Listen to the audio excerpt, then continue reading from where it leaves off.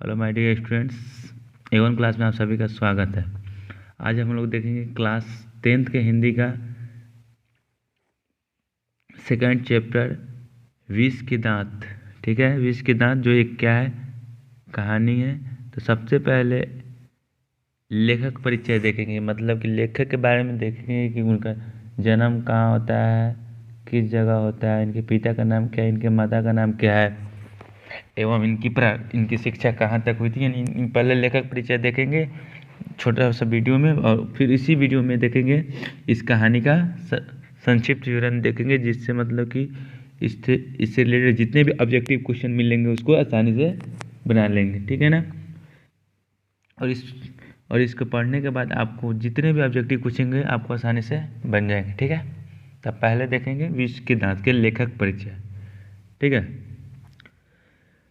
तो लेखक परिचय ये है कि विष के जो दांत है ये क्या, एक कहानी है। क्या है? एक कहानी है। ठीक है। तो क्वेश्चन पूछेगा विष के दांत क्या है, तो एक कहानी है। इसके लेखक जो है विलोचन शर्मा है। ठीक है। इसके लेखक कौन है? विष के दांत कहानी के लेखक कौन है? विलोचन शर्मा, जिनका जन्म 18 फरवरी 1916 को होता है। इनका जन्म कब होता है? 18 फरवरी 1916 को होता है। ठीक है। स्थान बद्राघाट। इनका जन्म किस स्थान में होता है? बद्राघाट। और बद्राघाट जो ये बिहार के कौन से जगह स्थान पे है? पटना में है। तो विलोचन शर्मा का जन्म 18 फरवरी 1916 को स्थान बद्राघाट यानी पटना में होता है। इनके पिता का नाम राम अवतार शर्मा रहता है। इनके पिता का क्या नाम रहता है? राम अवतार शर्मा। एवं माता का नाम रत्नावती शर्मा। यानी इनके पिता का नाम राम अवतार शर्मा एवं माता का नाम रत्नावती शर्मा था। विलोचन शर्मा जो थे ना, इन्होंने एमए किया हुआ था। इन्होंने एमए किया हुआ था, वो कभी कहाँ से किए हुए थे? पटना विश्वविद्यालय से। कहाँ से किए हुए थे? पटना विश्वविद्यालय से किए थे। वो भी दो विषय में, एक संस्कृत में किए हुए थे और एक हिंदी में भी किए हुए थे। ठीक है ना। पहला हिंदी में और एक संस्कृत में। तो इन्होंने एमए कहाँ से किया था? पटना विश्वविद्यालय से। तो पहला क्वेश्चन पूछेगा विलोचन शर्मा का जन्म कब हुआ था? 18 फरवरी 1916 का। विष के दांत विष के दांत जो है कहानी है, इसके लेखक कौन है? तो विलोचन शर्मा। इनका जन्म किस स्थान पे होता है? तो बद्राघाट पटना में। इनके माता का नाम क्या रहता है? तो रत्नावती शर्मा। एवं पिता का नाम क्या रहता है? तो राम अवतार शर्मा। ये एमए कहाँ से किए थे? तो पटना विश्वविद्यालय से किए थे। किस विषय में किए थे? तो हिंदी में किए थे और संस्कृत में भी किए थे। आगे जाकर इन्होंने प्रधानाध्यापक के पद पे कार्य किए। ठीक है ना। आगे जाकर किस पद पर कार्य किए? प्रधानाध्यापक के पद पर कार्यरत रहे। तो ये जो प्रधानाध्यापक के पद पर कार्यरत रहे, ये 3 जगह थे। पहला जो था, सबसे पहले जो कार्यरत थे, ये हरीश प्रसाद दास कॉलेज आरा था। वहीं पे क्या थे? एक प्रधानाध्यापक के पद पर रहे। सबसे पहली बार यही रहे। दूसरी बार ये रांची विश्वविद्यालय के प्रधानाध्यापक बने। ठीक है। और सबसे अंतिम बार पटना विश्वविद्यालय के प्रधानाध्यापक के पद पर कार्यरत है। तो ये कितनी जगह प्रधानाध्यापक के पद पर कार्यरत है? 3 जगह। हरीश प्रसाद दास जैन कॉलेज आरा में थे, रांची विश्वविद्यालय में थे और पटना विश्वविद्यालय में थे। ये इनका अंतिम था और सबसे पहला आरा कॉलेज में था। ये जो थे आगे जाकर ये हिंदी विभाग के क्या बने? अध्यक्ष बने। तो ये हिंदी विभाग के अध्यक्ष कब बने? 1959 में। कहेगा क्वेश्चन की नलिनी विलोचन शर्मा हिंदी विभाग के अध्यक्ष कब बने? तो 1959 में। क्वेश्चन पूछेगा कि नलिनी विलोचन शर्मा प्रधानाध्यापक के पद पर अंतिम बार किस विश्वविद्यालय में रहे? तो पटना विश्वविद्यालय में रहे। पहली बार किस विश्वविद्यालय में रहे? तो हरीश प्रसाद दास जैन कॉलेज आरा में थे। ठीक है। इनकी मृत्यु जो होती है 12 सितंबर 1961 को होती है। इनकी मृत्यु कब होती है? 12 सितंबर 1961 को हो जाती है। आगे क्वेश्चन है कि विष के दांत कहानी का संकलन, यानी जो ये कहानी है विष के दांत, इस कहानी का जो संकलन लिया गया है विष के दांत तथा अन्य कहानियों से लिया गया है। विष के दांत कहानी का संकलन कहाँ से लिया गया है? विष के दांत तथा अन्य कहानियों से लिया गया है। यानी इस कहानी का संकलन यहीं से लिया गया है, विष के दांत तथा अन्य कहानी। क्वेश्चन कहेगा विष के दांत का कहानी का संकलन कहाँ से लिया गया? तो विष के दांत तथा अन्य कहानियों से लिया गया है। ठीक है। आगे इनकी कुछ रचनाएं जो ऑब्जेक्टिव में पूछता है कि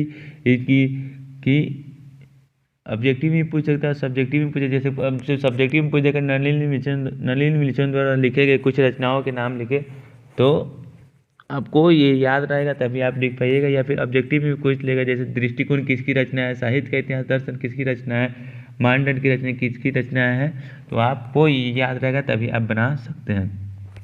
तो नलिनी मिलिचंद शर्मा द्वारा प्रमुख रचनाएं थी, पहला था दृष्टिकोण, उसके बाद साहित्य का इतिहास दर्शन, मानदंड, संत परंपरा और साहित्य, और आपका एक प्रेमचंद था। जो प्रेमचंद क्या था, एक उपन्यास था। क्या था, एक उपन्यास था। ठीक है, तो इनका जितना भी परिचय था ये परिचय हो गया। यही सारा परिचय जो है आपको एग्जाम में पूछेंगे। ठीक है ना, तो एक अच्छे तरीके से कॉपी में नोट कर लिए, ताकि मतलब कि एग्जाम में आया इससे रिलेटेड जो भी ऑब्जेक्टिव है तो उसको आप आसानी से बना लीजिए। वैसे हम इसको लेखक परिचय और कहानी का संक्षिप्त जब बता देंगे तो आपको इससे जितने भी रिलेटेड ऑब्जेक्टिव क्वेश्चन है वो सभी हम आपको एक क्लास में बता देंगे। ठीक है, तो आप लेखक परिचय देख लिए। अब देखेंगे विष के दांत कहानी के एक संक्षिप्त कहानी देखेंगे, मतलब एक शॉर्टकट, मतलब अच्छे तरीके से सजा कर बना दिया है, ताकि मतलब आप कम समय में आप पूरे इस कहानी को अच्छे तरीके से जान जाएंगे, जिससे आप छोटा से छोटा या बड़ा से बड़ा भी क्वेश्चन को आसानी से सॉल्व कर सकते हैं। ठीक है, तो इनका विष के दांत की संक्षिप्त कहानी देखेंगे। ठीक है, सेन साहब के पास एक काले रंग की कार रहती है। ठीक है, सेन साहब जो रहते हैं एक बहुत अमीर आदमी रहते हैं, जिनके पास एक क्या रहती है, काले रंग की कार रहती है। और वो जो कार रहती है वो 7,500 रुपये में खरीदे हुए रहते हैं। कितने रुपये में खरीदे रहते हैं सेन साहब? 7,500 रुपये में। तो क्वेश्चन कहेगा कि सेन साहब के पास किस रंग की कार थी, तो किस रंग की कार थी? काली रंग की थी। कितने में खरीदे थे? तो 7,500 रुपये में थे। ठीक है, सेन साहब कैसे व्यक्ति थे ये बताओ? एक अमीर व्यक्ति थे। अगला क्वेश्चन रहेगा कि सेन साहब के कुल 5 पुत्री थी। सेन साहब की पुत्रियों की कुल संख्या कितनी थी? 5 पुत्री, जिसका नाम सीमा, रजनी, आलो, शेफाली और आरती थी। ठीक है, तो क्वेश्चन पूछेगा सेन साहब के पुत्रियों की कुल संख्या थी तो कितनी थी? 5 थी। आपके मन में क्या आ गया? क्वेश्चन आ गया, मतलब इसका जवाब आ गया कि कितनी पुत्रियों की संख्या थी? 5 थी। ठीक है, कितने में गाड़ी खरीदते थे? 7,500 में। किस रंग की थी? तो काले रंग की थी। ठीक है, सेन साहब का एक पुत्र भी था। सेन साहब का क्या था? एक पुत्र था, जिसका नाम क्या रहता? खोखा और कासू। मतलब उन्हीं का नाम क्या था? खोखा था, प्यार से उन्हें क्या कहते थे? कासू कहते थे। जो बहुत बड़ा ही शरारती रहता है। ठीक है, जाहिर सी बात है, अगर किसी भी अमीर मतलब जिसके पिता क्या रईस रहते हैं तो क्या होता है, उसका बेटा बहुत शरारती होता है, और वो भी अकेला था, इसलिए काफ़ी ज़्यादा शरारती था। मतलब बहुत सारी हरकतें करते रहता था। ठीक है, तब सेन साहब के पुत्रियों की कुल संख्या 5। इनके एक पुत्र था जिसका नाम क्या था?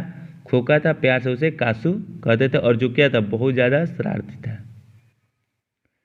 आय करा खोखा सेन साहब के बुढ़ापे का आंखों का तारा था। खोखा जो था ये क्या था? खोखा जो था ये सेन साहब के बुढ़ापे का आंखों का तारा था। यानी सेन साहब ने खोखा को क्या समझाता है कि ये जो है हमारे बुढ़ापे का आंखों का तारा, ये हमें जब हम बूढ़े हो जाएंगे, तो ऐसे बूढ़े हो गए थे तो फिर भी उनका कहना था कि जब हम और भी बूढ़े हो जाएंगे तो ये क्या कहे, हमारी मतलब हर चीज़ में देख रेख में मदद करेगा। ठीक है, अगला क्वेश्चन आगे कर रहा है कि सेन साहब कासू को इंजीनियर और बिजनेस में बनाते। सेन साहब जो थे वो अपने बेटे यानी कासू को क्या बनाते थे?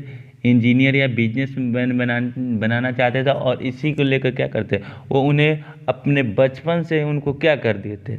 मतलब इस लाइन में मतलब क्या कहते? औजार या फिर किसी मतलब कि इंजीनियर लाइन में जो भी चीज़ समझने के योग था वो बचपन से उसको परिचित कराते थे। सेन साहब जो थे वो कुछ नियम और कानून घर के लिए बनाए हुए थे, जो मतलब वो सिर्फ और सिर्फ अपने पुत्रियों के लिए बनाए थे, ना कि कासू के लिए। क्योंकि कासू तो उनके नज़र में क्या बहुत प्यारा था, उन्हें बहुत ज़्यादा क्या उसका मान दुलार होता था। तो ये अपने पुत्रियों के लिए कुछ नियम बनाए हुए थे। मतलब नियम में था कि न ज़्यादा खेलना है, न ज़्यादा हंसना है, मतलब कि एकदम हर चीज़ करना, जो भी करना है एक लिमिट में करना है, लिमिट से बाहर कोई काम नहीं करना। और ये नियम सिर्फ किसके लिए बनाए थे? अपने 5 पुत्रियों के लिए बनाए थे। सेन साहब के घर कुछ मित्र आए हुए थे। मतलब एक दिन रहता है कि सेन साहब के घर कुछ मित्र आए रहते हैं, जो अपने बेटे के बारे में बता रहे थे कि कौन क्या बनेगा। जाहिर सी बात है, जब 2-3 लोग आपस में एक साथ होते हैं तो सभी क्या कहते हैं? अपने अपने बेटे के बारे में बताते कि मेरा बेटा ये बनेगा, मेरा बेटा वो बनेगा। तो उन्हीं में से एक उनके मित्र रहते हैं, जो क्या रहते, एक पत्रकार रहते हैं। उनका कहना रहता है कि मैं चाहता हूँ कि मेरा बेटा सिर्फ और सिर्फ क्या बने, एक नेक इंसान बने, और आगे जाकर क्या बनेगा उससे हमको कोई मतलब, लेकिन मेरा बस ये मानना है कि मेरा बेटा क्या बनना चाहिए, एक नेक इंसान बनना चाहिए। ये बात सेन साहब सुनते हैं तो सिर्फ क्या रहते हैं, मतलब ऐंठ कर रह जाते हैं कि ये कुछ ज़्यादा ही बोल रहा है। ठीक है, आगे इसे रिलेटेड पॉइंट देखेंगे।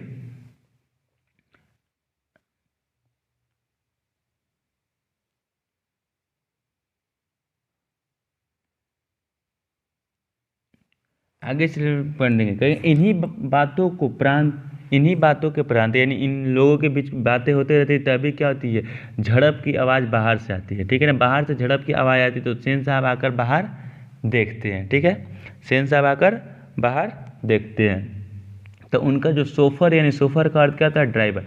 उनका जो सोफर था वो क्या था, 5 से 6 वर्ष के छोटे बच्चे के साथ बहस कर रहा था, जिसका नाम मदन था। यानी जब सेन साहब बाहर आकर देखे तो क्या हुआ था, क्या हुआ, एक उनका जो सोफर था वो 5 से 6 वर्ष के बच्चे के साथ क्या झड़प कर रहा था, जिसका नाम मदन रहता है। ठीक है, तो सेन साहब जब बाहर जाते हैं तो पूछते हैं कि आखिर क्या हुआ है, तो उनका सोफर कहता है कि मालिक देखिए, मैं इसको कितना देर से समझा रहा हूँ कि गाड़ी के पास ना खेले, ये बार बार आकर गाड़ी के पास खेल रहा है, और मना करने पर क्या कहिए हमसे झड़प कर रहा है, यानी हम पे हाथ छोड़ रहा है, और साथ में इसकी माँ भी हमें ताने दे रही है, मतलब कुछ बातें सुना रही है। तो सेन साहब जैसे वहाँ आते हैं तो ये उनकी माँ से, मदन की माँ तो क्या होती है, एकदम से चुपचाप खड़ी हो जाती है, लेकिन जो मदन था वो उनके आने के बावजूद भी वो उसके ड्राइवर के साथ क्या कर रहा था, मतलब उसके कॉलर को पकड़ा हुआ था, मतलब उसके अंदर डर नाम की कोई चीज़ ही नहीं थी। ठीक है, तो वो सेन साहब मदन की माँ को कहते हैं इसको अपने घर लेकर जाओ। ठीक है, तो वो क्या करती है, वो अपने घर लेकर चली जाती है।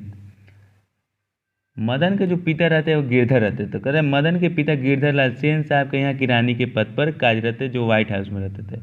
यानी जो जो बच्चा था, जो मदन था, उसके पिता क्या थे, गिरधर लाल थे, जो कहाँ काम करते थे, सेन साहब के घर में एक किरानी के पद पर कार्यरत रहते थे।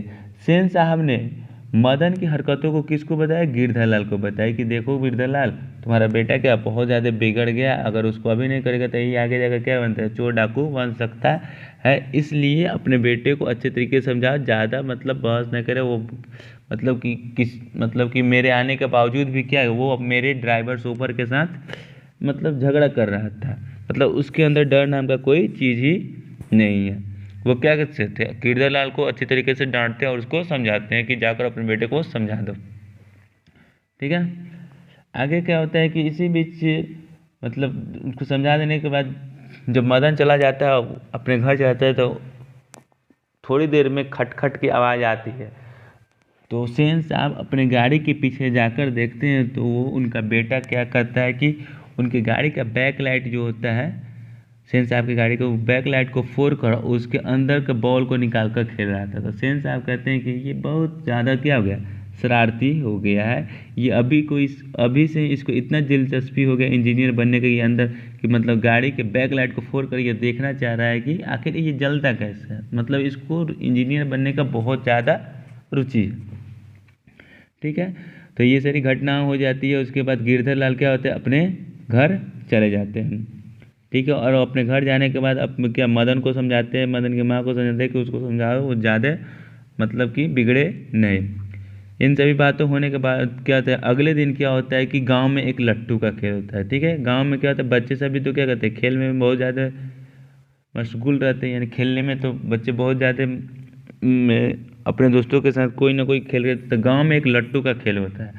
ठीक है, तो लट्टू के खेल में क्या होता है कि मदन खेलता रहता है अपने दोस्तों के साथ, तो उसी दोस्तों के बीच में कौन जाता है, सेन साहब का बेटा कासू जाता है, और मदन को कहता है कि हमें भी लट्टू खेलना है, दो अपना लट्टू तो, और ये जाकर प्यार से नहीं, जाकर रोब में बोलता है। अब मान के चलो कोई भी जाएगा रोब में बात करेगा तो कैसे बर्दाश्त करेगा, तो इन्हीं बातों को लेकर मदन और कासू के बीच क्या होती है, लड़ाई हो जाती है।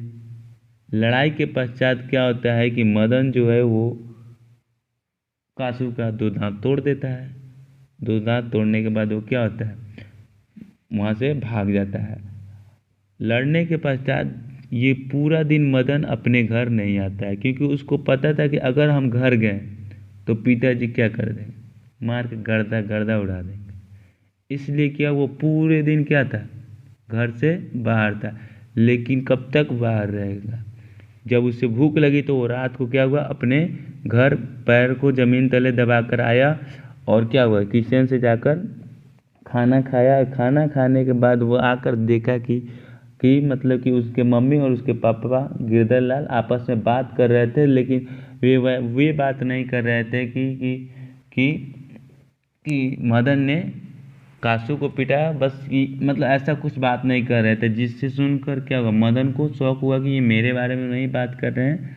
तो वो चुपके से सोचा अब जाकर हम सो जाए। वो दबे तले पैर दबा कर जैसे ही जा रहा था सोने, तब क्या होता, उसका पैर अंधेरे में लोटे से टकरा जाता है, जिसकी आवाज़ सुनकर उसके माता पिता दौड़कर आते हैं। ठीक है, और उसको कहते हैं एक कि तुमने बहुत अच्छा काम किया, मतलब तुमने मेरे मालिक के बेटे के साथ झगड़ा, ठीक है, और मैं सारा समय क्या सिर्फ मालिक का ही गुण गाता हूँ, मतलब उनका एक समझो चमचा बन के रहता हूँ। लेकिन तुम्हारे अंदर ऐसा कोई डर नहीं था कि तुमको ये पता चले, मतलब कि तुमके अंदर ऐसा कोई डर नहीं था जो